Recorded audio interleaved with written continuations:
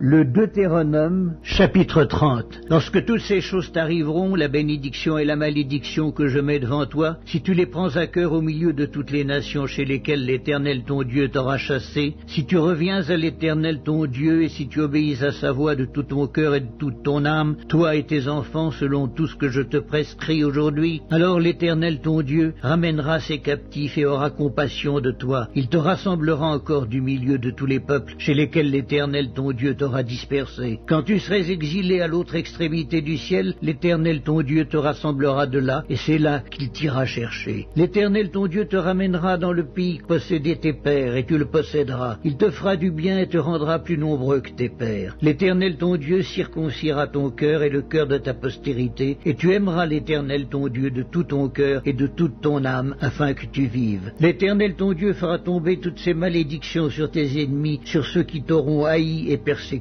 Et toi tu reviendras à l'Éternel, tu obéiras à sa voix, et tu mettras en pratique tous ces commandements que je te prescris aujourd'hui. L'Éternel ton Dieu te comblera de bien en faisant prospérer tout le travail de tes mains, le fruit de tes entrailles, le fruit de tes troupeaux et le fruit de ton sol. Car l'Éternel prendra de nouveau plaisir à ton bonheur, comme il prenait plaisir à celui de tes pères. Lorsque tu obéiras à la voix de l'Éternel ton Dieu, en observant ses commandements et ses ordres écrits dans ce livre de la loi, lorsque tu reviendras à l'Éternel ton Dieu de tout ton cœur et de toute ton âme. Ce commandement que je te prescris aujourd'hui n'est certainement point au-dessus de tes forces et hors de ta portée. Il n'est pas dans le ciel pour que tu dises: qui montera pour nous au ciel et nous l'ira chercher? Qui nous le fera entendre afin que nous le mettions en pratique? Il n'est pas de l'autre côté de la mer pour que tu dises: qui passera pour nous de l'autre côté de la mer et nous l'ira chercher? Qui nous le fera entendre afin que nous le mettions en pratique? C'est une chose au contraire qui est tout près de toi, dans ta bouche et dans ton cœur, afin que tu la mettes en pratique. Vois, je mets aujourd'hui devant toi la vie et le bien, la mort et le mal, car je te prescris aujourd'hui d'aimer l'Éternel ton Dieu, de marcher dans ses voies et d'observer ses commandements, ses lois et ses ordonnances, afin que tu vives et que tu multiplies, et que l'Éternel ton Dieu te bénisse dans le pays dont tu vas entrer en possession. Mais si ton cœur se détourne, si tu n'obéis point, et si tu te laisses entraîner à te prosterner devant d'autres dieux et à les servir, je vous déclare aujourd'hui que vous périrez, que vous ne prolongerez point vos jours dans le pays dont vous allez entrer en possession après avoir passé le Jourdain. J'en prends aujourd'hui à témoin contre vous le ciel et la terre. J'ai mis devant toi la vie et la mort, la bénédiction et la malédiction. Choisis la vie afin que tu vives, toi et ta postérité, pour aimer l'Éternel ton Dieu, pour obéir à sa voix et pour t'attacher à lui. Car de cela dépend ta vie et la prolongation de tes jours. Et c'est ainsi que tu pourras demeurer dans le pays que l'Éternel a juré de donner à tes pères, Abraham, Isaac et Jacob.